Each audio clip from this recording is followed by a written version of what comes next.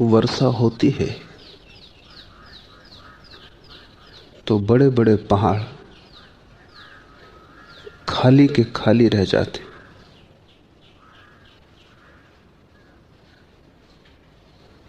झील, गड्ढे, घाटियां पानी से भर जाती, भरपूर हो जाती। पहाड़ खाली रह जाते हैं क्योंकि पहले से ही भरे हुए, अपने से ही भरे हुए। गड्ढे, घाटियां, झीलें भर जाती हैं क्योंकि वे खाली हैं। वहां जगह है, अवकाश है, दूसरे को आत्मसात कर लेने की सुविधा है।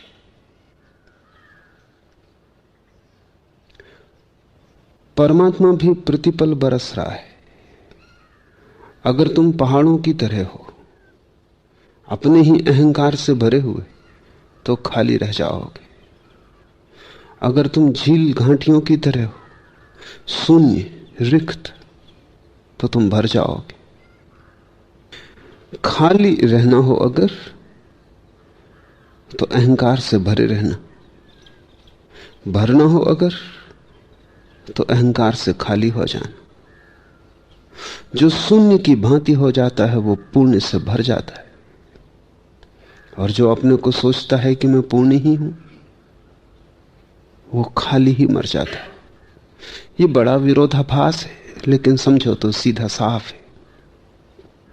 जीसस ने कहा है, अपने को बचाना चाहो तो मिट जाना, और अपने को मिटाने पर ही तुले हो तो फिर अपने को बचाए रखना। जो मिटेगा वो पालेगा, और जो अपने को बचाएगा वो अपने बचाने की कोशिश में ही खो देता है।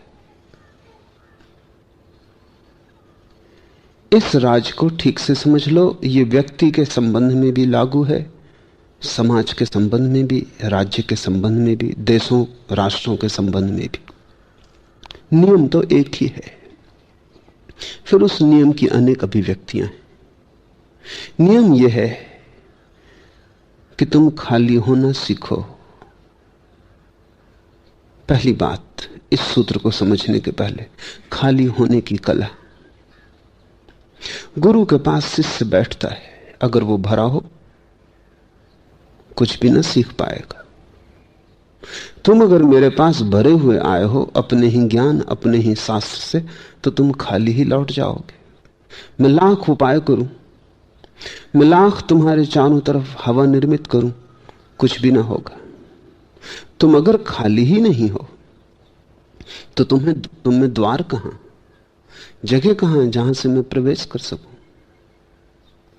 तुम्हारे सिंहासन पर तुम स्वयं ही बैठे हो, वहां और किसी को बिठाने का कोई उपाय नहीं। गुरु के पास शिष्य अगर ज्ञान से भरा हुआ है तो व्यर्थ ही समय गंवाता है। गुरु के पास शिष्य खाली होकर आए तो भरा हुआ लौटता है। इसलिए तो बहुत प्राचीन समय से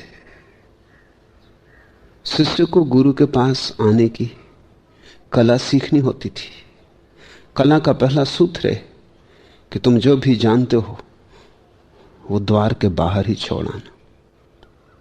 तुम ऐसे आना जैसे तुम अज्ञानी हो, जैसे तुम्हें कुछ भी पता नहीं है। क्योंकि अगर तुम्हें कुछ भी पता है तो वो पता ही तो दीवाल बन जाएगा। अगर तुम कुछ भी जानते हो तो वो जानने की अकड़ रुकावट हो जाएगी, तुम्हारी लोच समाप्त हो जाएगी, तुम्हारे द्वार बंद हो जाएंगे। फिर तुम्हारे भीतर मैं लाख उपाय करूं, तुम मुझे घुसने ही ना दोगे, तुम अपनी रक्षा करते रहोगे। गुरु से शिष्य रक्षा करता रहे तो क्या सीख पाएगा? या कि तुम गुरु से तर्क करते रहोगे। तर्क भी रक्षा है, तर्क भी तलवार की तरह है जिससे तुम अपना बचाव करते रहते हो, ताकि वही प्रवेश पा सके तुमने जिसे तुमने पहले से ही जान रखा है, ताकि तुम्हारी ही बढ़ती हो। तुम मिटो ना, बढ़ो। तुम में से कुछ बाहर ना निकल जाए, भीतर ही आए। तर्क कंजूस की तरह है जो अपनी तिजोरी के सामने रक्षा करता है। कहानियां कहती हैं कि कंजूस मर भी जाए तो सर्प होकर तिजोरी पर कुंडल मार के बैठ जाता है। वो रक्षा करता है कि जो भीतर है वो बाहर ना चला जाए। पंडित भी अपने ज्ञान की रक्षा करता है, इसलिए पंडित अज्ञानी ही मरता है। अगर तुम्हें पंडित होकर मरना हो, सही सही अर्थों में पंडित होकर मरना हो, तो तुम अज्ञानी होने को राजी हो जाना। अज्ञान यानी खाली। कबीर कहते हैं, पढ़ पढ़ जग मुआ, पंडित भयानक होए। पढ़ पढ़ के लोग मर गए और पंडित न हुए। ढाई आखर प्रेम का पढ़ा सो पंडित होए। लेकिन जिसने छोटा सा प्रेम का शब्द सीख लिया वो पंडित हो गया। क्या है प्रेम का राज? प्रेम का राज है निरअहंकारिता, खाली होना।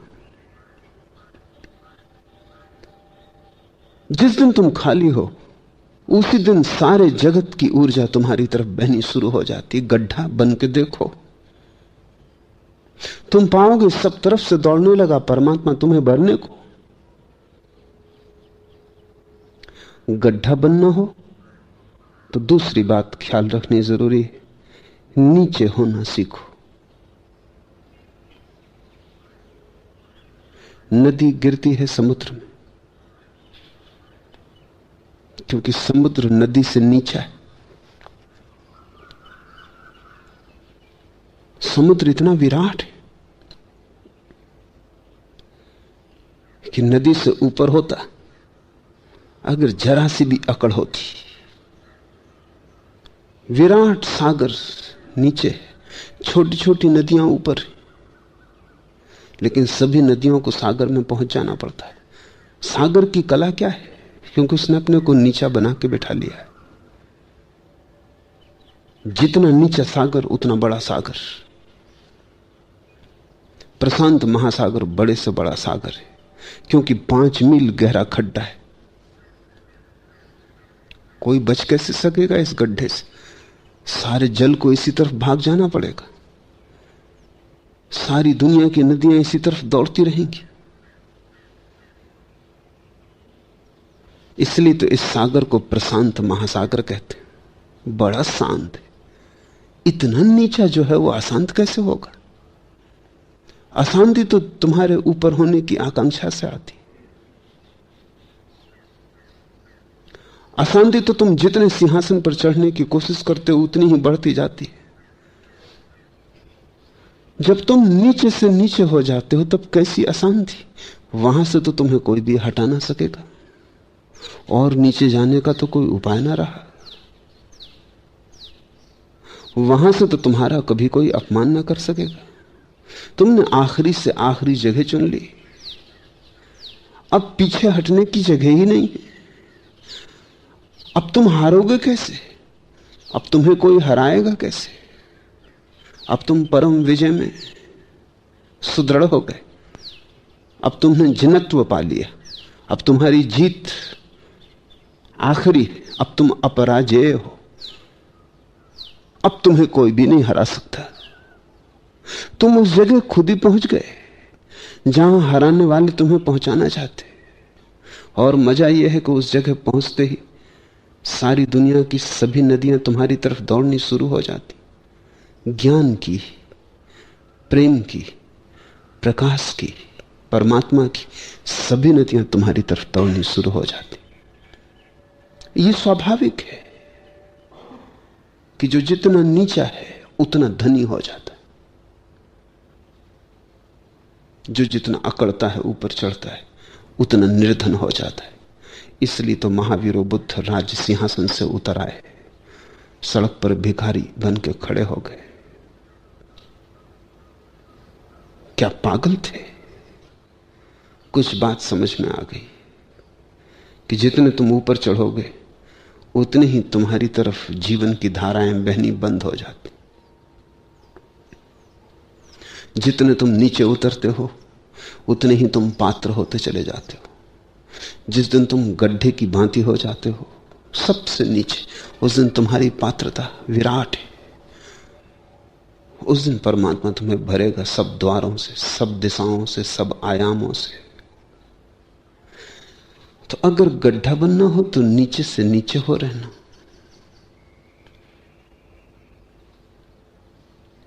मगर मन उल्टी समझाता है, मन उल्टा ही मार्ग दिखाता है। और मन तुमसे जो जो करने को कहता है वो इतना तर्कयुक्त है कि उसमें छिपा हुआ भ्रांति का, भूल का, अज्ञान का मूल स्वर दिखाई नहीं पड़ता। और मन का गणित विरोधाभासी नहीं है। मन कहता है ऊपर होना हो तो ऊपर चढ़ो, ऊपर होना हो तो नीचे जाना। यह कौन सी बुद्धिमानी? ऊपर जाना हो सीढ़ी लगाओ, धन पाना हो राजमहलों में है, यश कीर्ति पानी हो पदों में प्रतिष्ठा में है। और मन का गणित बिल्कुल सीधा साफ सुथरा है, बात जचती है। धन पाना हो तो धन पाओ, यश पाना हो तो यश पाओ, बचना हो तो बचाओ। ये जीसस, ये बुद्ध, ये लाओस से, ये इन सब की खोपड़ी कुछ उल्टी मालूम होती है। मन कहता है इनकी बातों में फंसे कि उलझ जाओगे, मुश्किल में पड़ जाओगे। ये क्या समझा रहे हैं? ये तो बिल्कुल अतर्क बातें कर रहे हैं। ये कह रहे हैं ऊपर जाना हो तो नीचे जाओ, ये कह रहे हैं बड़ा होना हो तो छोटे हो जाओ, ये कहते हैं धन पाना हो तो भिखारी हो जाओ, ये कहते हैं भिक्षा पात्र में छिपा है सिंहासन, और सिंहासनों में सिवा भिक्षा पात्रों के कुछ भी नहीं। साफ है कि हम मन की मान लेते हैं, क्योंकि मन का गणित बहुत साफ मालूम पड़ता है। काश मन का जो गणित है वही जीवन का भी गणित होता तो तुम हारे हुए ना होते, तो तुम्हारे जीवन में कोई पराजय ना होती, तो तुम्हारी आंखों में हताशा ना होती, तो तुम जीत चुके होते। लेकिन जीवन मन के गणित से बिल्कुल भिन्न है। मन का गणित मनुष्य का गणित है, कितना ही साफ सुथरा हो, मनुष्य निर्मित है। जीवन का गणित बिल्कुल उल्टा है। और जीसस, बुद्ध और लाओस से ठीक कहते हैं, क्योंकि वे जीवन के गणित को पहचान लिए। वे कहते हैं कि बड़े होना है, अगर सच में ही बड़े होना, नीचे हो जाओ। ऐसा उन्होंने जाना है होकर। और हम भी उनकी महिमा को देखते हैं। उनसे महिमावान कोई भी नहीं दिखाई पड़ता। सम्राट उनके सामने फीके दिखाई पड़ते हैं।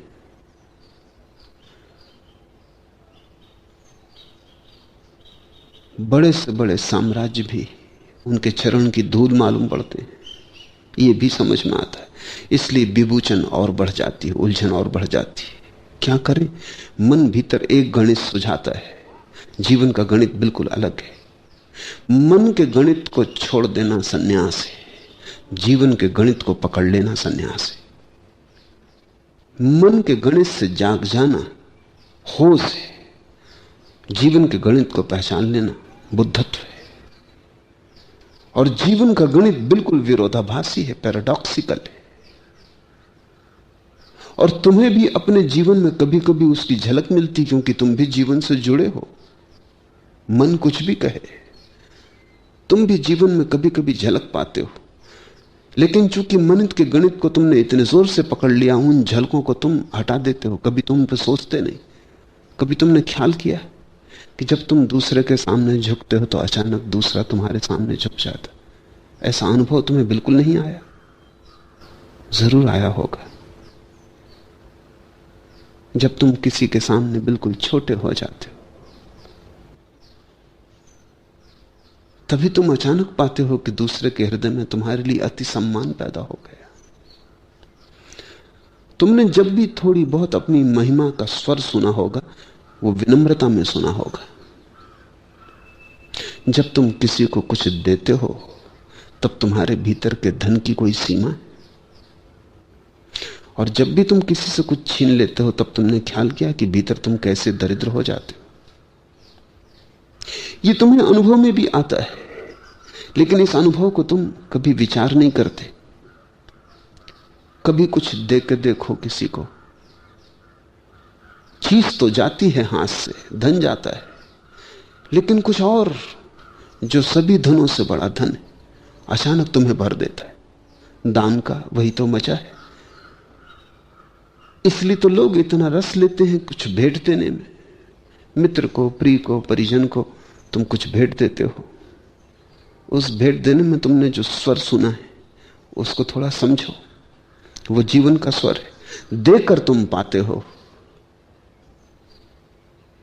देने में कुछ मिलता है। और जब तुम किसी चीज को पकड़ लेते हो तभी तुम खो देते हो। कृपण के पास धन होता ही नहीं, दिखाई पड़ता है, क्योंकि दान तो उसने सीखा नहीं, देना तो उसने जाना नहीं। तो धन को दे के जो मिल सकता था वो वंचित रह गया है। वो पकड़ना जानता है, वो धन का भोग करना नहीं जानता। धन का एक ही भोग है कि तुम उसे दो। जब तुम देते हो तब तुम किसी परम धन को पाने के अधिकारी हो जाते हो। बांटो तब तुम पाते हो कि तुम बढ़ते हो। बचाओ और तुम पाते हो कि तुम सिकुड़ते हो। ये ऐसे ही है कि अगर तुम्हें गहरी श्वास लेनी हो तो उतनी ही गहरी श्वास बाहर फेंकनी पड़ती है। तुम जितने जोर से बाहर श्वास फेंकते हो उतनी ही तीव्रता से नई हवाएं तुम्हारे अंतःकक्ष को भर देती। तुम अगर भीतर की सांस को पकड़ लो, कृपण की तरह बाहर न जाने दो कि सांस तो जीवन है, इसको बचाएं, भीतर रोकें, संभालें, तो तुम जिस सांस को रोक रहे हो वो मरी हुई सांस है। उससे ऑक्सीजन तो विदा हो चुका, अब तो सिर्फ कार्बन डाइऑक्साइड। उससे तुम्हारी मौत होगी, उससे तुम जीवन को ना पा सकोगे। और जितनी सांस तुम भीतर रोके रखोगे उतनी ही नई सांस को जाने की जगह न रह जाएगी। और ध्यान रखना कि यही तुम कर रहे हो। फेफड़े में कोई 6000 छिद्र है, लेकिन अच्छी से अच्छी सांस लेने वाला आदमी भी 2000 छिद्रों तक ही ऑक्सीजन को पहुंचा पाता। 4000 छिद्र जहर से भरे रह जाते। तुम्हारा पूरा फेफड़ा कभी नई हवा को नहीं ले पाता। तुम ऐसे कृपण हो। ये तुम्हारे पूरे जीवन का ढंग है, इसलिए तुम्हारी हर वृत्ति में छिपा हुआ है। तुम सांस लेने में भी डर रहे हो, तुम भीतर की सांस को छोड़ने में भी डरते हो, लेकिन जिस सांस को तुमने भीतर पकड़ लिया वो सांस जहर है, उसे बाहर फेंकना जरूरी था। इसलिए तो सारे योगी प्राणायाम पर इतना जोर देते हैं। प्राणायाम का अर्थ क्या है? प्राण धन आयाम, दो शब्द हैं प्राणायाम में। प्राणायाम का अर्थ है प्राण को विस्तीर्ण करो, उसके आयाम को बड़ा करो, फैलाओ। सांस को भीतर मत रोको, बाहर फेंको। जितने जोर से तुम फेंकोगे भीतर गड्ढा निर्मित होता है, जगह खाली हो जाती, प्यास पैदा होती, रुआ रुआ मांगता है। तत्क्षण नई हवाएं, ताजी हवाएं गंदी हवाओं को बाहर फेंकने के बाद भीतर भर जाती। जीवन आ रहा है। श्वास प्राण है। तुम जितना फेंक सकोगे, उलीझ सकोगे श्वास को, उतनी ही ताजी श्वास तुम पा सकोगे। और यही सूत्र जीवन की सभी प्रक्रियाओं में। उलीझो बेशर्त, जो तुम्हारे पास है उसे दो, बांट दो। प्रेम को बांटो, हृदय को बांटो, अपने बोध, अपनी समझ को बांटो। जो बांट सको बांटो, कंजूसी मत करो। जीवन तो तुम्हारे हाथ से ऐसे ही निकल जाएगा। अगर तुमने इसे बांट लिया तो तुम महाजीवन को पालोगे। और ये जीवन तो ऐसे ही निकल जाएगा, बांटो या ना बांटो। मरते वक्त तुम पाओगे जिसे बचाया वो जा रहा है। ये जीवन तो ऐसे ही चला जाएगा, तुम बचाते रहो तो भी, और बिना उपयोग किए चला जाएगा। मौत की घड़ी में तुम पाओगे कि तुमने जो जो बचाया वो सब जा रहा है। काश तुम इसका उपयोग कर लेते और इसे बांट देते और उसे पा लेते जो कि कभी नहीं जाता है। जीवन का अवसर बांटने के लिए है ताकि तुम उसे पालो जो कभी भी नहीं खोता है, ताकि शाश्वत तुम्हारा हो जाए। लेकिन तुम क्षुद्र को पकड़ लेते हो, शाश्वत से वंचित रह जाते हो, और क्षुद्र तो छीन ही लिया जाएगा। ये बड़े मजे की बात है। जो छीन ही जाना है उसे देने में क्या कृपणता कर रहे हो? जो चला ही जाएगा अपने आप, जिसका जाना सुनिश्चित है, तुम मालिक क्यों नहीं हो जाते और उसका दान ही क्यों नहीं कर देते हो? तुम मुफ्त में ही कुछ पालोगे। जो जा ही रहा था वो जाता ही, तुमने कुछ दिया नहीं, लेकिन देने की भाव दशा में तुम गड्ढे हो जाते हो। उस गड्ढे में वो भर जाता है जो कभी नहीं जाता। अगर अमृत को पाना हो तो मरण धर्मा को बांटो, अगर शाश्वत को पाना हो तो क्षण भंगुर को पकड़ो मत, जाने दो। और जाते क्षण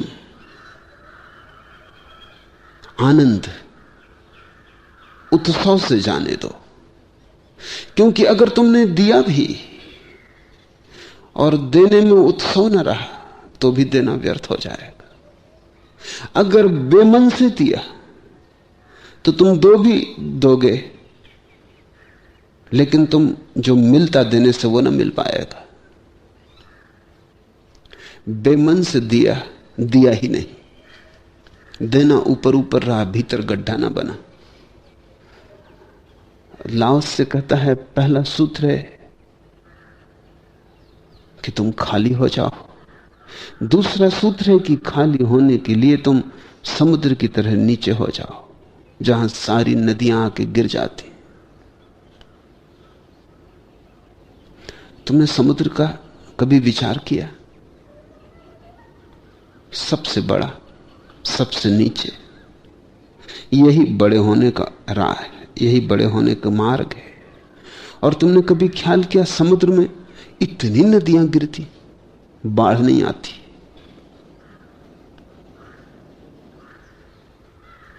इतने बादल जाते हैं, समुद्र सूखता नहीं।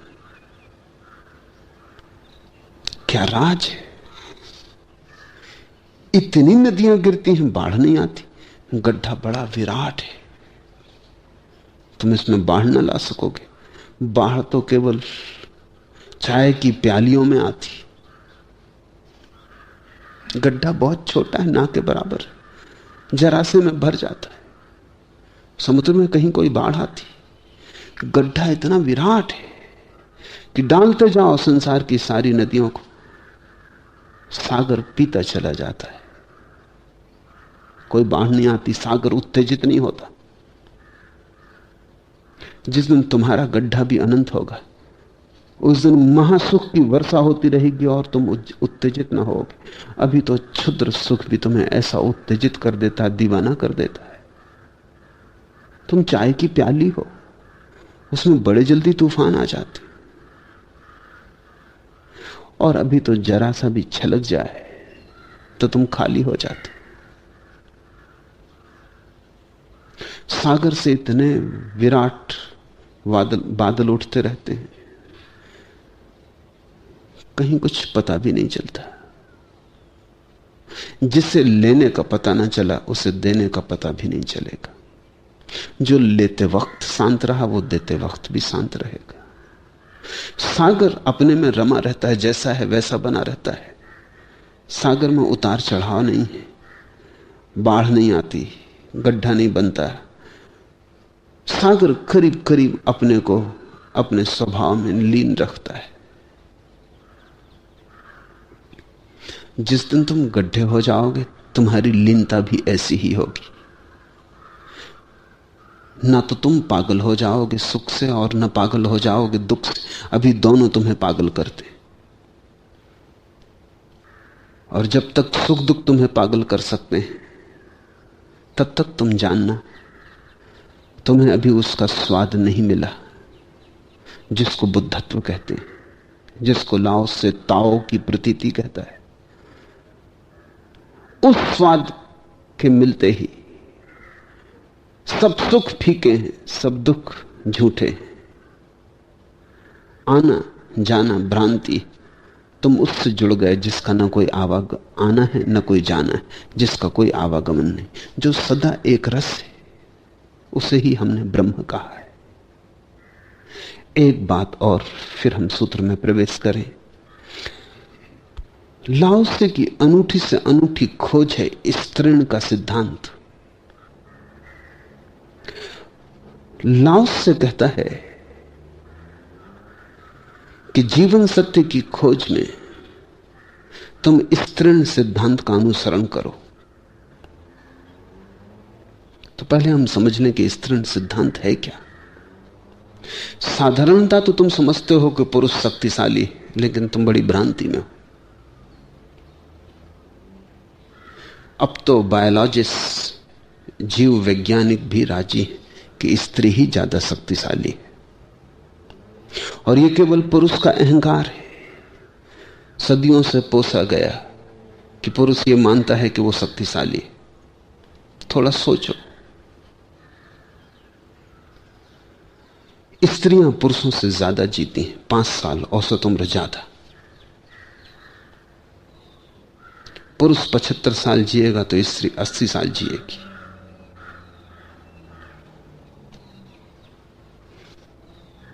क्यों स्त्रियां पुरुष से ज्यादा जीती हैं? अगर पुरुष शक्तिशाली है, स्त्रियां कम बीमार पड़ती हैं,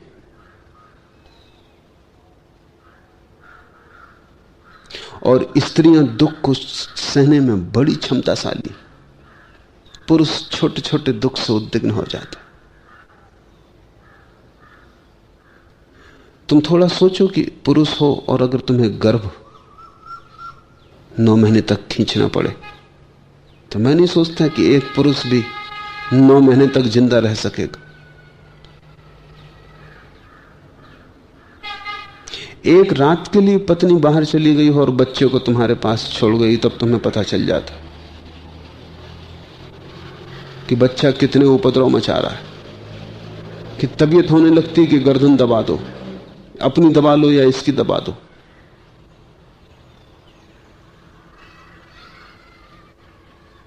मुल्ला नसरुद्दीन ने एक बगीचे के पास अपने बच्चे को लेकर टहल रहा था।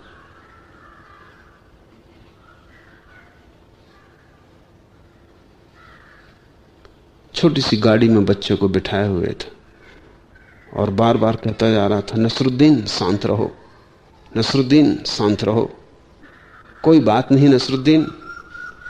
एक बूढ़ी महिला ये सुन रही थी। उसने कहा, बड़ा प्यारा बच्चा है, और बच्चा चीख रहा, चिल्ला रहा, रो रहा, हाथ पैर फेंक रहा। तो वो बुढ़िया पास आई और उसने बच्चों को कहा कि बेटा नसरुद्दीन शांत हो जाओ। नसरुद्दीन ने कहा, उसका नाम नहीं है नसरुद्दीन, नसरुद्दीन मेरा नाम। मैं अपने को शांत रख रहा हूं किसी तरह, नहीं तो या तो इसकी गर्दन दबा दूंगा या अपनी दबा लूंगा।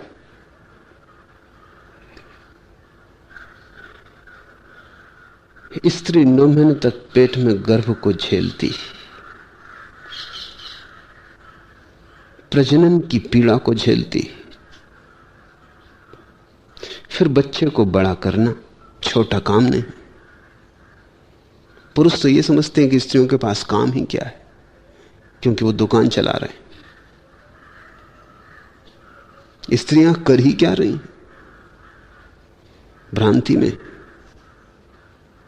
दुकान चलाना जरा भी कठिन नहीं, 1000 ग्राहक आसान, ये एक बच्चा उपद्रव ज्यादा है। फिर इसे बड़ा करती, बड़ा करने में इसका लगाव, इसका प्रेम। फिर एक दिन ये विदा हो जाता, ये किसी दूसरी स्त्री के प्रेम में पड़ जाता, उस घाव को भी झेलती। स्त्रियों की सहन शक्ति पुरुषों से कई गुनी ज्यादा है। पुरुष की सहन शक्ति ना के बराबर। लेकिन पुरुष एक ही शक्ति का हिसाब लगाता रहा है, वो है मसल्स की, क्योंकि वो बड़ा पत्थर उठा लेता है। इसलिए वो सोचता रहा कि मैं शक्तिशाली हूं। लेकिन बड़ा पत्थर उठाना, अकेला आयाम अगर शक्ति का होता तो ठीक है, सहनशीलता भी बड़ी शक्ति है। जीवन के दुखों को झेल जाना। स्त्रियां देर तक जवान रहती, अगर उन्हें 10-15 बच्चे पैदा न करना पड़े तो पुरुष जल्दी बूढ़े हो जाते हैं। स्त्रियां देर तक युवा और ताजी रहती। जब बच्चे पैदा होते हैं तो प्रकृति को भी, परमात्मा को भी पता है 100 लड़कियां पैदा करता है, 115 लड़के पैदा करता है, क्योंकि 14 साल के होते होते 15 लड़के मर जाएंगे, तब संख्या बराबर हो जाएगी।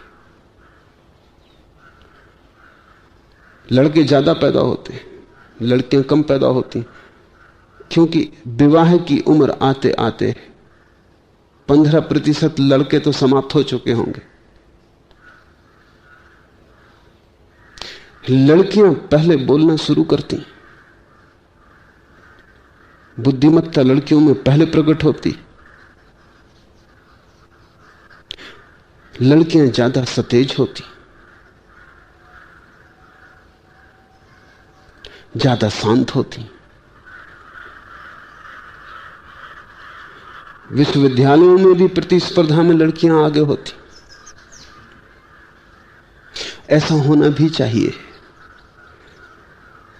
क्योंकि पुरुष अपरिहारी नहीं। पुरुष के बिना काम चल सकता है, स्त्री के बिना काम नहीं चल सकता। स्त्री अपरिहारी है,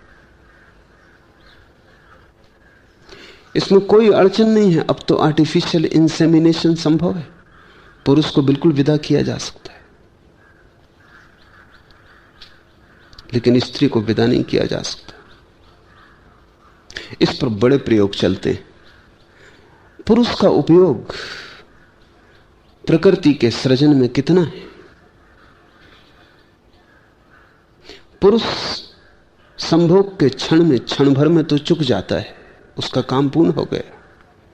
जो काम पुरुष के लिए क्षण भर में पूरा हो गया है, वो स्त्री के लिए कोई 20 वर्ष लगेंगे। वो उसके पूरे जीवन का ढांचा हो जाएगा। एक बच्चा पैदा होगा, बड़ा होगा, उसका विवाह होगा। पिता प्राकृतिक नहीं है, सामाजिक है, क्योंकि पशुओं में कोई पिता नहीं है। लेकिन माता है। आदिम युगों में मनुष्यों में भी कोई पिता नहीं था, मां ही थी।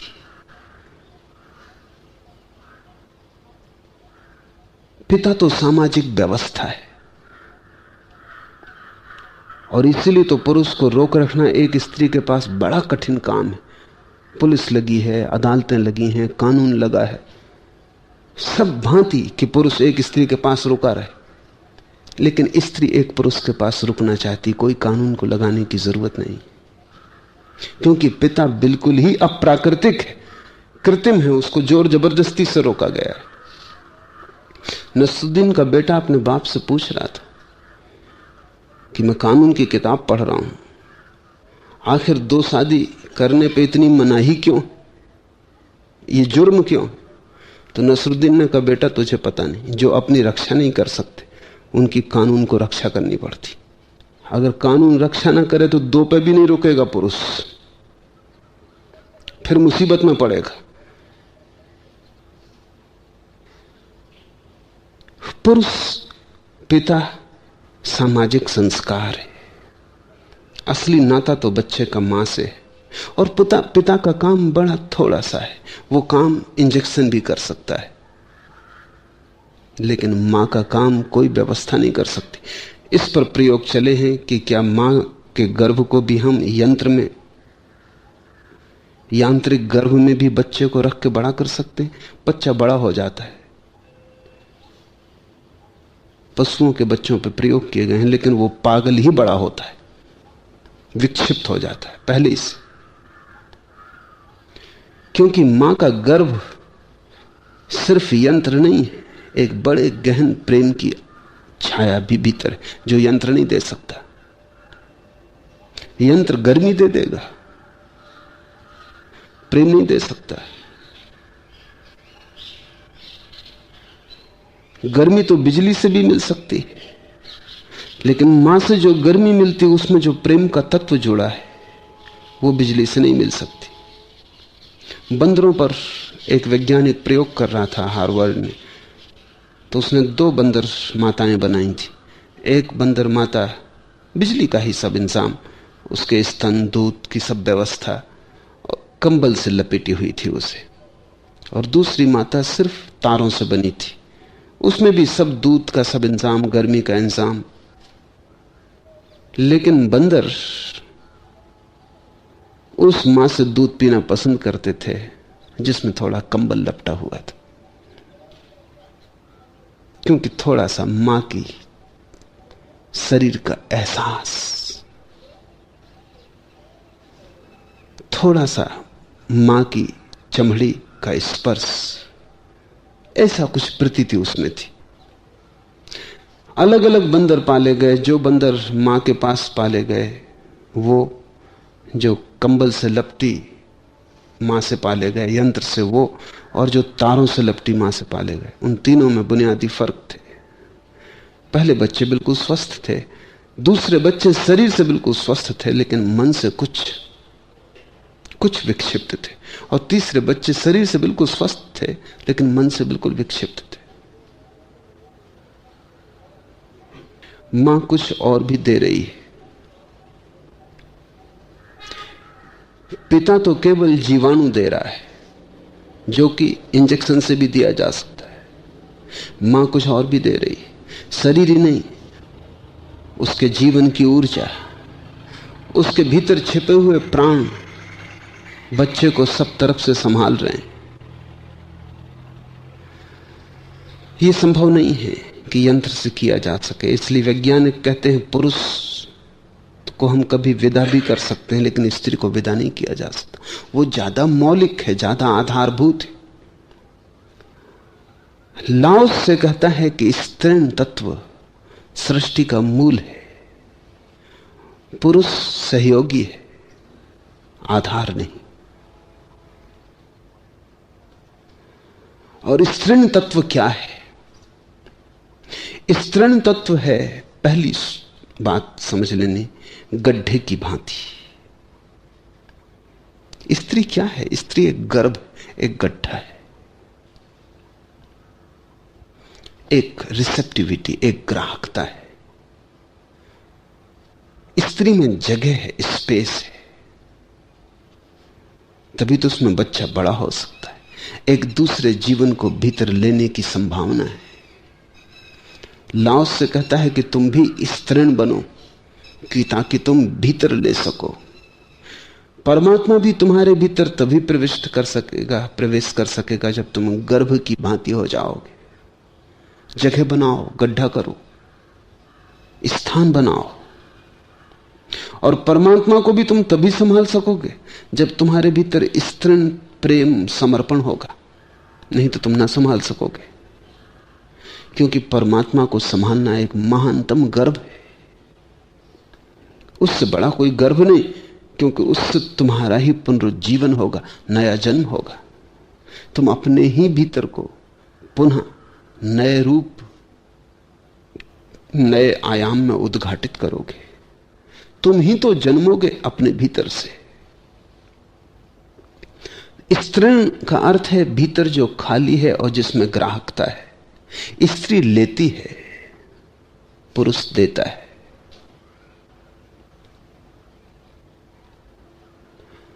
तुम लेने वाले बनो, गड्ढे की भांति, क्योंकि परमात्मा तो दे ही रहा, उसकी वर्षा तो हो ही रही है। पुरुष आक्रामक है। कोई स्त्री इतना भी आक्रमण नहीं करती पुरुष पे कि उससे कहे कि मैं तुझसे प्रेम करती हूं। स्त्री प्रतीक्षा है, पुरुष की प्रतीक्षा करेगी कि वो कहे कि मैं तुझे प्रेम करता हूं। वो स्वीकार करेगी, अस्वीकार करेगी, लेकिन आक्रमण नहीं करेगी, वो राह देखेगी। जो सत्य की खोज में चले हैं उन्हें आक्रामक नहीं होना चाहिए, अन्यथा वो न पहुंच सकेंगे। पुरुष की तरह परमात्मा तक न पहुंचा जा सकेगा। अकड़ से भरे हुए, विनम्र प्रतीक्षा से, राह जोते, जैसे एक प्रेसी राह देख रही हो बैठे घर के द्वार पर अपने प्रेमी के आने की, सब तरह से आकुल, फिर भी आक्रामक नहीं। अनाक्रामक आकुलता भक्ति है। व्याकुलता पूरी है, लेकिन व्याकुलता में आक्रमण नहीं है कि उठ पड़े, कि हमला कर दे। जो भी स्त्री आक्रामक होती है वो आकर्षक नहीं होती। अगर कोई स्त्री तुम्हारे पीछे पड़ जाए और प्रेम का निवेदन करने लगे तो तुम घबरा जाओगे, तुम भागोगे, क्योंकि वो स्त्री पुरुष जैसा व्यवहार कर रही, स्त्रीण नहीं है। स्त्री का स्त्रीण होना, उसका माधुर्य इसी में है कि वो सिर्फ प्रतीक्षा करती। वो तुम्हें उकसाती है लेकिन आक्रमण नहीं करती। वो तुम्हें बुलाती है लेकिन चिल्लाती नहीं। उसका बुलाना भी बड़ा मौन है। वो तुम्हें सब तरफ से घेर लेती है लेकिन तुम्हें पता भी नहीं चलता। उसकी जंजीरें बड़ी सूक्ष्म, वो दिखाई भी नहीं पड़ती।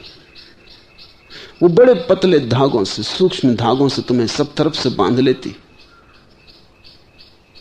लेकिन उसका बंधन कहीं दिखाई भी नहीं पड़ता। पुरुष के बंधन बड़े पार्थिव, दिखाई पड़ने वाले।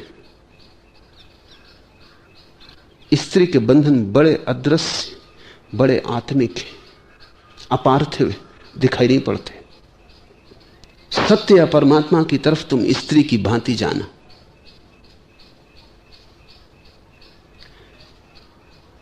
कृष्ण के आसपास जो परम धारणाओं का जाल रचा गया वो यही है। कृष्ण यानी परमात्मा। कृष्ण शब्द का अर्थ होता है जो आकृष्ट करे, जो खींचे।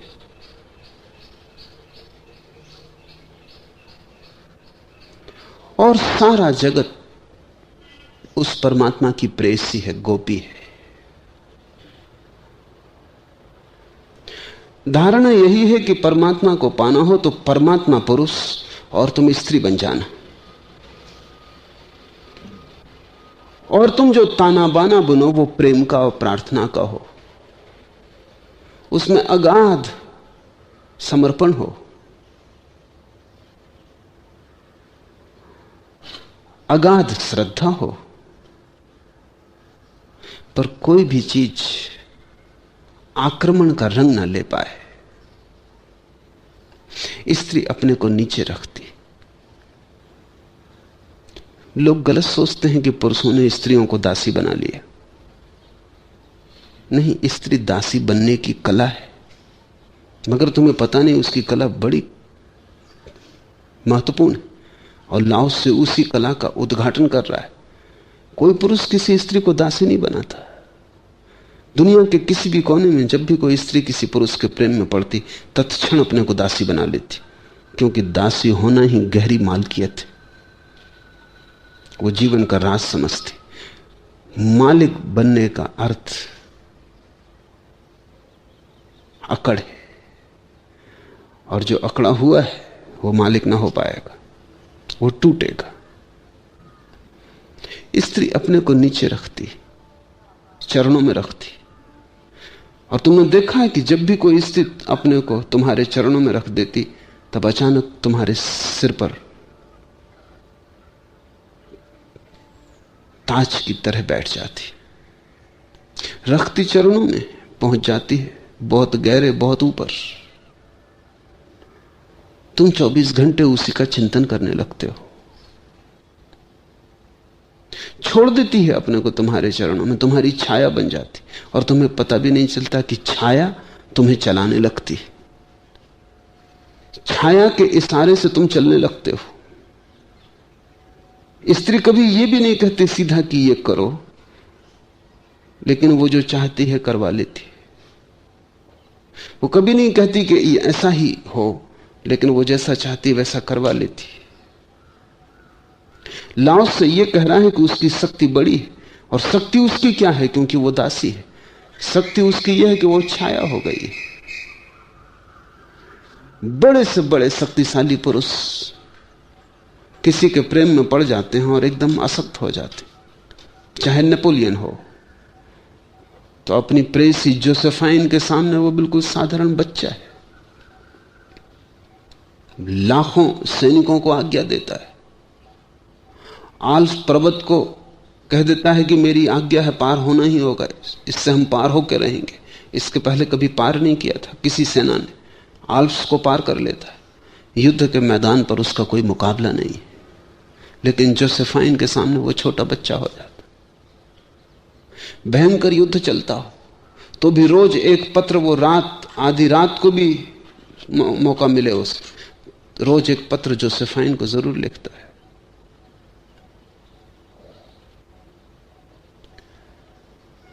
और जोसेफाइन छाया की तरह, और कभी उसने उसे चलाना नहीं चाहा। कोई आतुरता नहीं है कि नेपोलियन को वो चलाए, लेकिन नेपोलियन चलता है। क्या हो गया है? लाओस से कहता है स्त्रीण शक्ति की बड़ी खूबी, वो खूबी यही है जो कि अस्तित्व की खूबी है। तो अगर तुम्हें अस्तित्व को समझना है तो स्त्रीण चित्त की धारणा को ठीक ठीक समझ लेना। अस्तित्व भी ऐसे ही चल रहा है। स्त्री अब भी अस्तित्व के पास है। पुरुष अपने विचार में बहुत दूर खो गया है।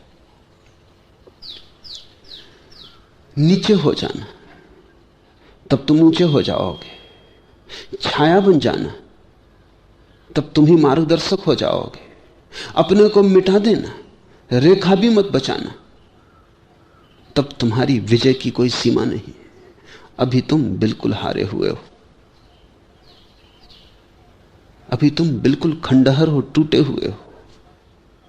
अभी तुम्हारी आंखों में सिवाय पराजय के, हारेपन के, सर्वहारा भाव के कुछ भी नहीं है। तुमने अपनी अकड़ से जी के बहुत देख लिया।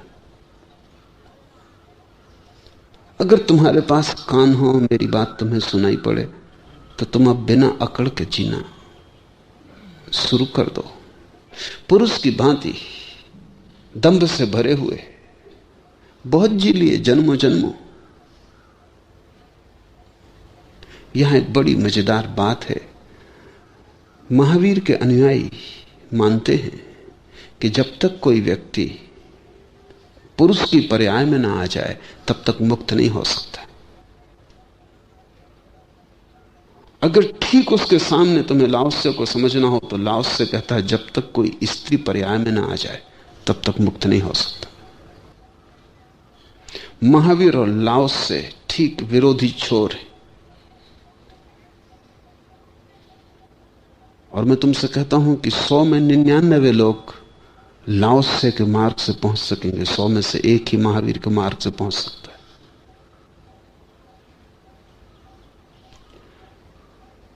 क्योंकि महावीर का मार्ग संघर्ष का है, समर्पण का नहीं, झगड़े का है। वो प्रकृति से झगड़ा है, संघर्ष है। उसमें कभी कोई एकाध ही सफल हो पाता है। लेकिन लाओस्य के मार्ग से 100 में से 99 लोग पहुंच सकते हैं, क्योंकि वो संघर्ष का नहीं, वो समर्पण का है। वो परमात्मा को जीतने की कोशिश नहीं है, वो परमात्मा के सामने हार जाने की कोशिश है। अब जो हारने को राजी हो, उसको तुम कैसे हराओगे? जो जीतना ही नहीं चाहा, उसकी जीत को तुम कैसे मिटाओगे? यही पुरुष और स्त्री का भाव है। पुरुष जब भी स्त्री के संबंध में सोचता है तो जीत के भाव से सोचता है कि कैसे इस स्त्री को जीतूं। स्त्री जब भी किसी पुरुष के संबंध में अपने गहन भाव में सोचती, तो यही सोचती कैसे इस पुरुष से हारूं। कब वो महत्व क्षण आएगा जब मैं इस पुरुष से हार जाऊंगी।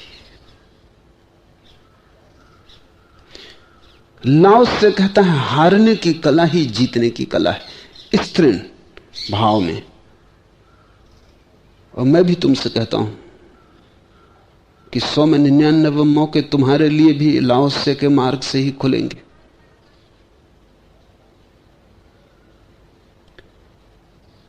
नदी की धार के विपरीत तैर के कोई एक आध आदमी शायद पहुंच जाए, वो भी संदिग्ध मालूम पड़ता है, क्योंकि नदी से लड़ोगे तो टूटोगे।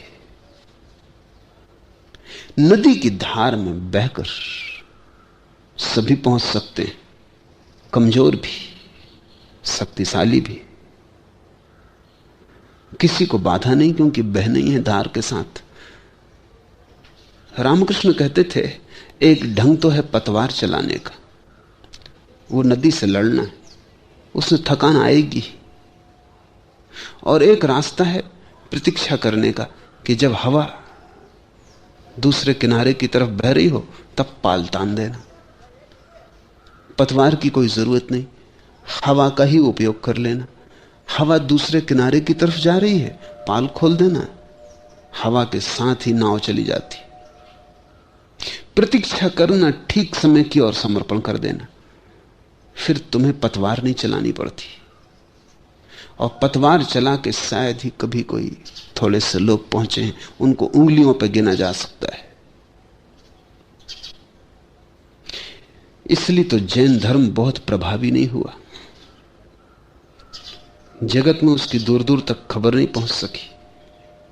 करोड़ों करोड़ों लोग उस मार्ग पर चल नहीं सके। जो थोड़े से इने गिने अनुयायी हैं वो भी चलते नहीं, नाम मात्र को जैन है। जैन शब्द आता है जिन शब्द से, जिन का अर्थ है जीतने वाला, जिसने जीता, जिसने जीत के दिखला दिया। लाओस से कहता है कि हार जाओ, सर्वहारा हो जाओ, स्तृण हो जाओ, तो तुम पहुंच जाओगे। स्तृण होने का अर्थ है नदी में पतवार मत उठाओ, पाल तान दो।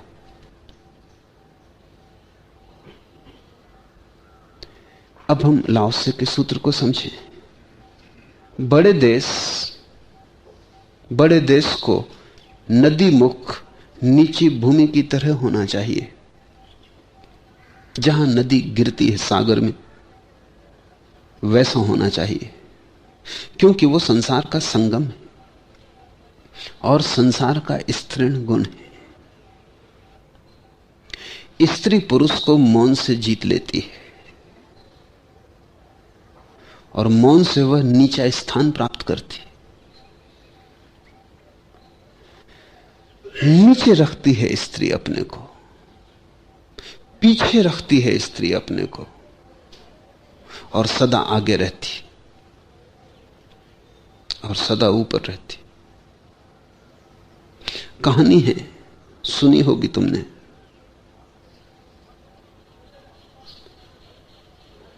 कि अकबर ने बीरबल को कहा कि मेरे इस दरबार में क्या ऐसे लोग भी हैं जो अपनी स्त्री से डरते ना हो।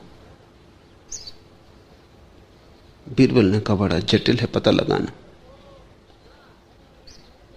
क्योंकि उनके अंतःकक्षों में कौन प्रवेश करे, लेकिन कोई तरकीब निकालेंगे, कुछ लोग जरूर होंगे। तरकीब निकाली गई, सारे दरबारी बुला लिए गए और अकबर ने कहा कि ईमान से धोखा मत देना, ये तुम्हारे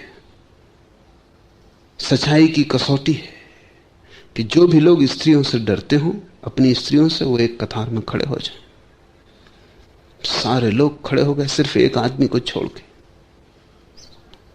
अकबर भी हैरान हुआ, इतने लोग स्त्रियों से डरते।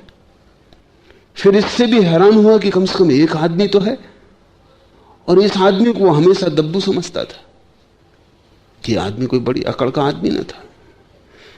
फिर भी उसने कहा कि धन्य है मेरा भाग, कम से कम मेरे दरबार में एक आदमी।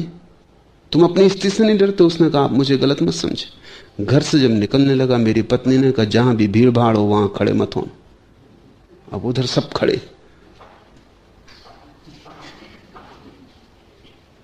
तो मैं उधर भीड़ भाड़ में खड़ा नहीं हो सकता। ऐसा पुरुष खोजना कठिन है जो अपनी स्त्री की नहीं मान के चलता। इसमें कुछ बुरा भी नहीं, ये बिल्कुल स्वाभाविक है। लाओस से यही समझा रहा है, लाओस से यही कह रहा है कि ये स्वाभाविक है। अगर प्रेम है पुरुष का स्त्री से तो वो मान के चलता ही है। जैसे तुम्हारे भीतर मस्तिष्क है और हृदय है, मस्तिष्क पुरुष है और हृदय स्त्री। अगर तुम प्रेमपूर्ण हो तो तुम हृदय की मान के चलोगे, मस्तिष्क की मान के नहीं। वैसे ही दो व्यक्ति जब प्रेम में पड़ जाते हैं तो स्त्री हृदय है और पुरुष मस्तिष्क है। तब भी हृदय की ही मान के चलोगे जब तुम प्रेम में पड़ जाते हो। हां, प्रेम ना हो तब बात अलग। प्रेम हो तो स्त्री हमेशा जीतती है। नदी ही ना हो तो बात अलग, तो गिरेगा क्या। लेकिन अगर नदी हो प्रेम की तो स्त्री हमेशा जीतती, क्योंकि वो नीचे रखती है अपने को। तुम्हारी नदी को उसमें गिरना ही पड़ेगा, इसमें कोई उपाय नहीं। और स्त्री मौन से जीतती है, वो बोलती नहीं, वो कहती भी नहीं, यद्यपि उसका पूरा व्यक्तित्व कह देता है। अगर स्त्री को कहीं नहीं जाना है और चाहते हो तुम कि जाए, तो उसके पूरे व्यक्तित्व से भनक पड़ने लगती है कि वो जाना नहीं चाहती, कहेगी नहीं। जो स्त्री कह दे वो ठीक ठीक स्त्री नहीं, क्योंकि जो बिना कहे हो जाए उसे कह के क्या करवाना। जो मौन से हो जाता हो उसे बोल के कहलवाना बिल्कुल व्यर्थ है और बात का रस ही खो जाता है। स्त्री पूरे व्यक्तित्व से कहती है, स्त्री ज्यादा टोटल है, समग्र है। अक्सर ऐसा होता है, मनोवैज्ञानिक इस खोज पर बड़े हैरान हुए। अक्सर ऐसा होता है कि पति है, पत्नी है, छोटा बच्चा है। पति चाहता है कि क्लब जाना या कहीं मंदिर जाना, सिनेमा जाना, पत्नी नहीं जाना चाहती। वो कहेगी नहीं। अगर प्रेम है तो बिल्कुल नहीं कहेगी, क्योंकि प्रेम का मतलब ही यह है कि वो छाया है, पति जहां जाए वो जाए। वो नहीं कहेगी, लेकिन वो जाना नहीं चाहती। उसके सारे व्यक्तित्व से तरंगें उठती न जाने की। बच्चा फौरन इंकार करने लगेगा। मनोवैज्ञानिक कहते हैं कि बच्चा माध्यम हो जाता है तत्क्षण। वो खांसने लगेगा कि मुझे तबीयत खराब है, ये है, वो है, और वो बच्चा बाधा खड़ी करेगा। इस पर बहुत सी अध्ययन किए गए हैं कि मामला क्या, ये बच्चा कैसे पहचान लेता। बच्चा अभी ज्यादा सरल है, अभी बच्चा हृदय ही हृदय है। अभी बच्चा स्त्री के ज्यादा करीब है, पुरुष के उसने करीब नहीं है। इसलिए मां के भीतर जो भी घटित होता है उसकी तरंगें बच्चे को पहले लग जाती। पति को देर लगेगी तरंगें पहुंचने में, वो काफी फासले पर है, और बच्चा फौरन घोषणा कर देगा कि उसकी तबीयत खराब है, या उसे बुखार मालूम हो रहा, या वो नहीं जाना चाहता। और मां ने एक शब्द नहीं कहा बच्चे को, लेकिन उसकी भावभंगिमा, उसके होने का ढंग वो बच्चा पकड़ लेता है। अगर पुरुष बहुत प्रेम करता है तो वो भी पकड़ लेता है, क्योंकि जो पुरुष प्रेम करता है अपनी पत्नी को, वो अपनी पत्नी के पास बच्चे जैसा ही हो जाता है। पत्नी का स्वभाव बहुत गहरे में मां का स्वभाव है, स्त्री का स्वभाव मां का स्वभाव है, और पुरुष का स्वभाव बहुत गहरे में बेटे का स्वभाव है। इसलिए हिंदू ऋषियों ने तो आशीर्वाद दिया है कि वही विवाह सफल है जिसमें अंत में पति बेटे की तरह हो जाए। हिंदी ऋषि आशीर्वाद देते थे 9 वर वधू को, तो वो कहते थे कि 10 तुम्हारे बेटे हों और 11वां पति तुम्हारा बेटा हो जाए। अंतिम सफलता प्रेम की वहां है जहां पत्नी मां हो गई और पति बेटा हो गया। उसका अर्थ इतना ही हुआ कि अब पति भी इतने करीब आ गया जैसे कि स्त्री के गर्भ में समा गया। इतनी निकटता आ गई कि अब स्त्री का मौन भी उसे समझ में आता है। स्त्री अपने मुंह से नहीं कहे वो शोभा नहीं देता, लेकिन उसकी तरंगें कह दें और पति समझ ले वही शोभा देता है। छाया की तरह स्त्री रहेगी और चलाएगी, मौन रहेगी, और उसका मौन भी बड़ा वाचाल है, वो मौन से कह देगी। और जहां प्रेम है वहां ये अंतरंग वार्ता समझ में आ जाती। प्रेमी बहुत ज्यादा बोलते नहीं, पति पत्नी बोलते हैं क्योंकि वहां प्रेम ज्यादा होता नहीं। प्रेमी ज्यादातर चुप बैठते हैं क्योंकि मौन इतना सुखद है कि बोलना क्या। पति पत्नी बोलते हैं कि न बोलें तो न मालूम कोई झगड़ा कलह खड़ा हो जाए, तो कुछ ना कुछ बातचीत चलाते हैं। पति सोच सोच के कुछ बात निकालता है कि ऐसा हो गया दफ्तर में, वैसा हो गया। पत्नी कुछ बात चलाती, बातचीत से भरते हैं दोनों के बीच की खाली जगह को, क्योंकि वहां खाली है। बातचीत न रही तो खालीपन एकदम दिखाई पड़ेगा, बातचीत न रही तो फासला साफ हो जाएगा। बातचीत ही जोड़े हुए है, लेकिन प्रेमी चुपचाप बैठे रहते हैं, एक दूसरे से सटे बैठे नदी के तट पर, न कुछ बोलते हैं। बोलने की कोई जरूरत नहीं, जो बिन बोले हो जाए उसे बोल के क्या कहना। जो ऐसे ही हो जाए मौन में संवाद, उसके लिए शब्द का क्या उपयोग करना। और यही घटना धीरे धीरे गुरु और शिष्य के बीच घटनी शुरू होती। बोलना तभी तक पड़ता है जब तक बिन बोले तुम न समझ सको। जब तुम बिन बोले समझने लगोगे तब बोलने की कोई जरूरत न रह जाएगी। तब तुम आओगे चुपचाप मेरे पास बैठोगे, समझ लोगे और चले जाओगे।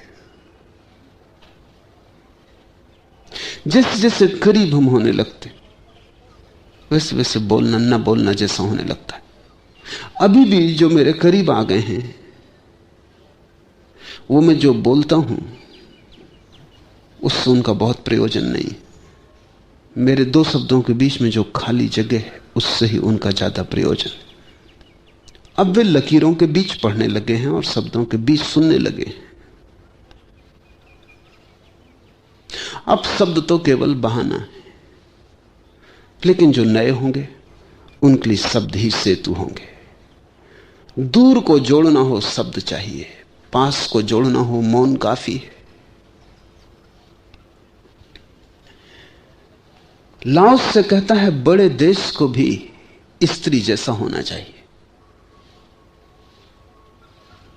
और छोटे देशों के नीचे रख लेना चाहिए। ये बड़ी महत्व की बात है। काश कभी ये हो सके तो दुनिया में युद्ध बंद हो जाए। लाओस की बात सुनी जाए तो ही दुनिया से युद्ध समाप्त हो सकते हैं, अन्यथा नहीं। क्योंकि लाओस से यह कह रहा है कि बड़ा देश अपने को नीचे रख ले। तुम इतने बड़े हो कि ऊपर रखने की बात ही बेहुदी मालूम पड़ती। जो बड़ा है वो विनम्र हो जाता है। रहीम ने कहा है जब वृक्ष फलों से लद जाता है तो डालियां झुक जाती। जो जितना भर जाता है, जितना बड़ा हो जाता है उतना झुक जाता है, जमीन छूने लगती हैं उसकी डालियां। ये तो बिना फल के वृक्ष हैं जो अकड़े खड़े रहते हैं। छोटा आदमी अकड़ा रहता है क्योंकि उसे डर है कि अगर झुका तो लोग समझ लेंगे छोटा है। बड़े को क्या डर है? बड़ा झुक सकता है क्योंकि कितना ही झुके बड़प्पन तो खोता नहीं, बल्कि झुकने से बढ़ता है। जिसके भीतर हीनता की ग्रंथि छिपी है वो डरता है। मेरे पास लोग आते, मैं उनको देखता हूं, उनमें जिनमें भी थोड़ा सा भी बड़प्पन है वो सरलता से झुक जाते।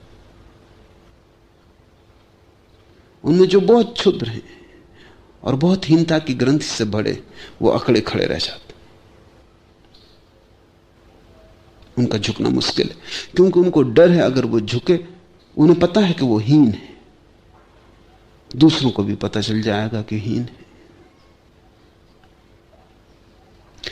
जो झुक सकता है सरलता से, जिसे झुकने में जरा भी अड़चन नहीं आती, जिसे झुकना सहज बात है, उसका अर्थ है कि उसके भीतर कोई हीनता का बोध नहीं, कोई इंफीरियरिटी कॉम्प्लेक्स नहीं।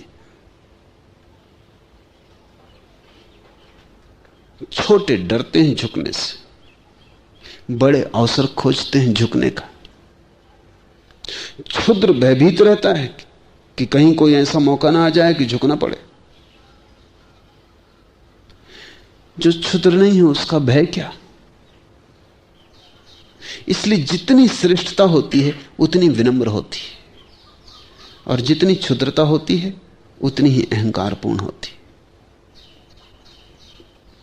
लाओस से कहता बड़े हो चाहे व्यक्ति चाहे देश, तो झुक रहो, नदीमुख नीची भूमि की तरह हो जाओ, क्योंकि तुम संसार के संगम हो। झुकोगे तो ही संगम बन पाओगे। संगम की भूमि तो नीची होनी चाहिए, तभी तो नदियां वहां गिरेंगी। अकड़े ऊपर उठे तो संगम न बन पाओगे।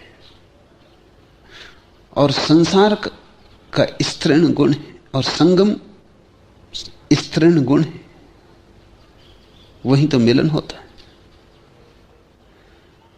हम इस देश में संगम को तीर्थ मानते रहे। क्यों मानते रहे हैं तीर्थ? तीर्थ बड़ा विनम्र है। वहां बहुत सी नदियां आके गिरी,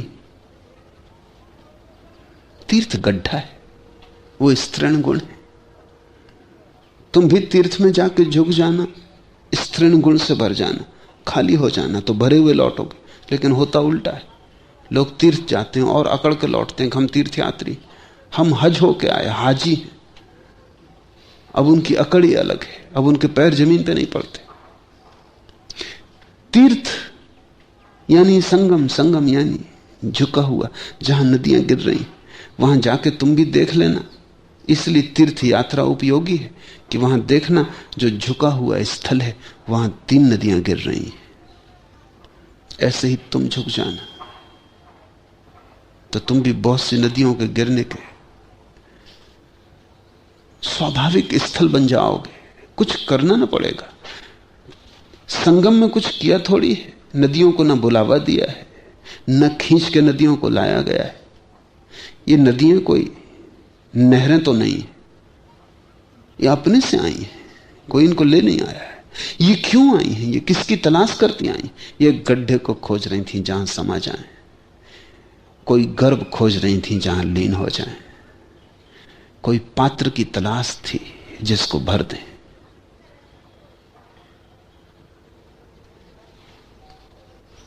स्त्री पुरुष को मौन से जीत लेती है और मौन से वह नीचा स्थान प्राप्त करती है।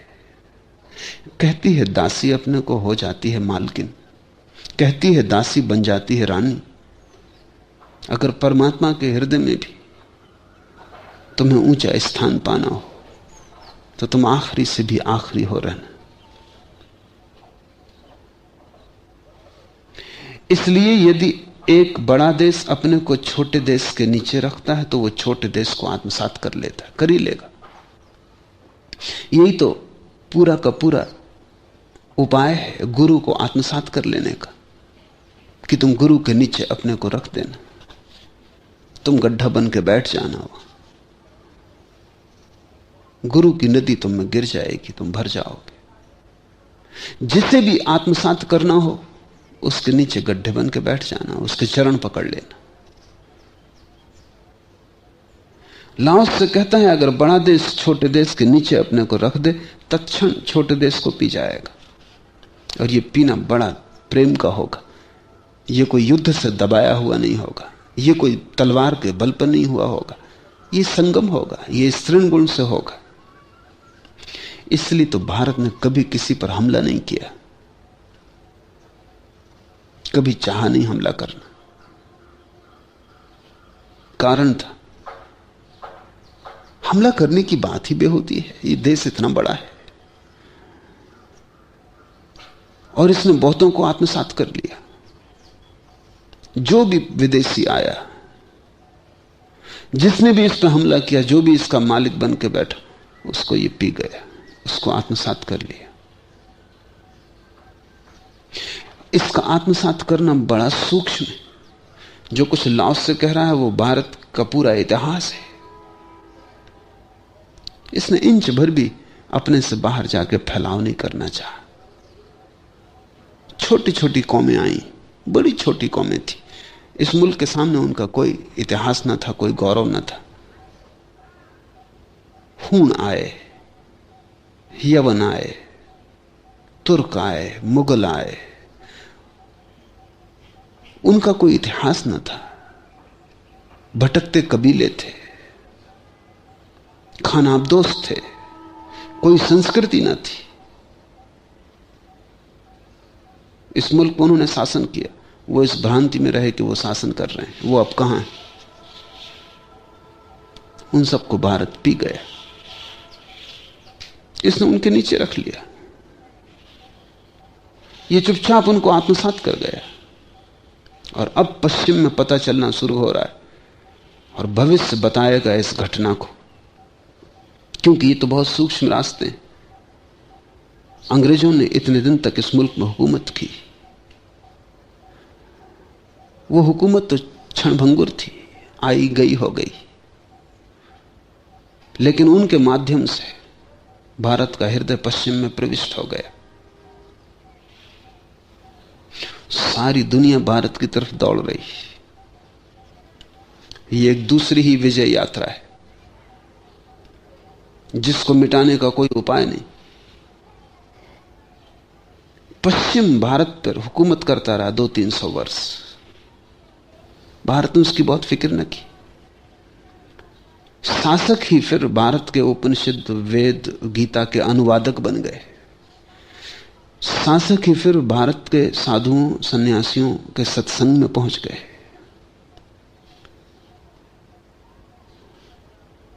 पश्चिम की हुकूमत के द्वारा ही भारत ने पश्चिम पर अपनी हुकूमत का जाल फैला दिया। लंबा समय लगेगा, तब जाहिर होगा कि कौन जीता कौन हारा। भारत को हराना मुश्किल है, एकदम असंभव है। वो नदी को उल्टी धार बहाना। आज पश्चिम के कोने कोने में भारत का सन्यासी, पश्चिम के कोने कोने में भारत के मंदिर उठ रहे हैं, पश्चिम के कोने कोने में ध्यान करने वाले लोग हैं, प्रार्थना करने वाले लोग हैं। पर यह बड़ा धीमा है, बड़ा सूक्ष्म स्तरण है, इसलिए तुम इसका अखबारों में खबर ना पढ़ पाओगे। ये इतने चुपचाप हो रहा है, इतने मौन हो रहा है। मैं यहां बैठा हूं, मैं तो उन गुरुओं को भी थोड़ा आक्रामक मानता हूं जो पश्चिम जाते, क्योंकि उतना भी क्या जाना, उसमें भी थोड़ा पुरुष गुण हो गया। मैं चुपचाप यहां बैठा रहता हूं, जिसको आना है वो आ ही जाएगा। अगर गड्ढा पूरा है तो कितनी देर तक नदी यहां वहां भटकेगी, उसे आना ही पड़ेगी। एक गड्ढा होकर बैठ जाओ, फिर दूर दूर देशों से, देशांतर से नदियां बहती चली आती। लाओस से कहता है कि बड़ा देश अपने को छोटे देश के नीचे रख ले तो वो छोटे को आत्मसात कर लेता है, और यदि छोटा देश भी होशियार और कुशल हो और बड़े देश के नीचे अपने को रख ले तो वो बड़े देश को आत्मसात कर लेता है। छोटे बड़े का सवाल नहीं, जो नीचे रखता है वही अंततः बड़ा हो जाता है। इसलिए कुछ दूसरों को आत्मसात करने के लिए अपने को नीचे रखते हैं, कुछ स्वभावतः ही नीचे होते हैं और दूसरों को आत्मसात करते हैं। पर सूत्र वही है, नियम वही है। चाहे तुम होशपूर्वक करो, चाहे तुम बिन जाने करो, लेकिन जो नीचे है आखिर में वही जीत जाता है। बीच में कितना ही शोरगुल मचे और नदी कितने ही उफान ले और बाढ़ आए और नदी कितने ही मंसूबे बांधे, लेकिन वो मंसूबे बीच के, आखिर में गड्ढा नदी को आत्मसात कर लेता है।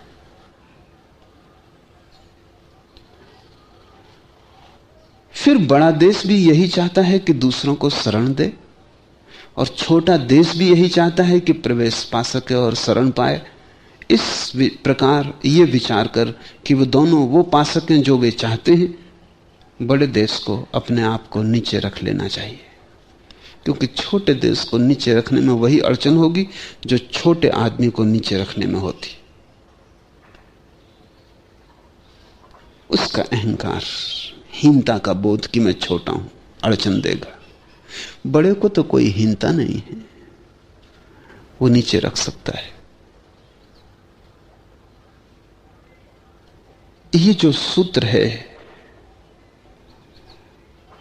राष्ट्र, समाज, व्यक्ति सबके लिए लागू है, क्योंकि नियम एक है। जीतना हो, हारने को मार्ग बनाओ, पाना हो, खोने की विधि सीखो,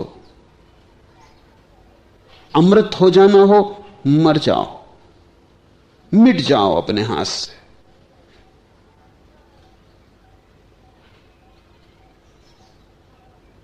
अगर सब पाना हो, सब छोड़ दो और तुम अपराजय हो जाओगे। मैं इसे ही जिनत्व कहूंगा। और जो बिना लड़े मिलता हो उसको लड़के लेने वाला ना समझ। कबीर ने कहा है कि जो काम सुई से हो जाता हो तलवार क्यों उठाते हो।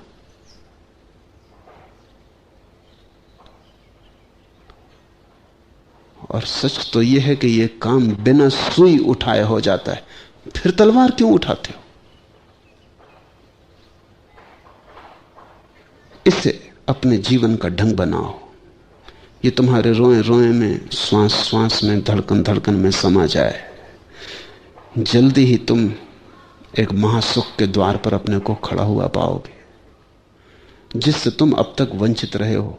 लगेगा आ गया क्षण मिलने का। जिसको अब तक तुमने अपनी नासमझी से गंवाया है, सोचते थे कमा रहे हो और गमाते थे, उसे तुम पहली दफा कमा लोगे। तुम ही हो कारण अपनी असफलता के, क्योंकि तुम सफल होने की कोशिश कर रहे हो। तुम ही आधार बन जाओगे परम सफलता के। एक बार असफल होकर देखो, एक बार हारो, सीख लो स्त्री का गुण।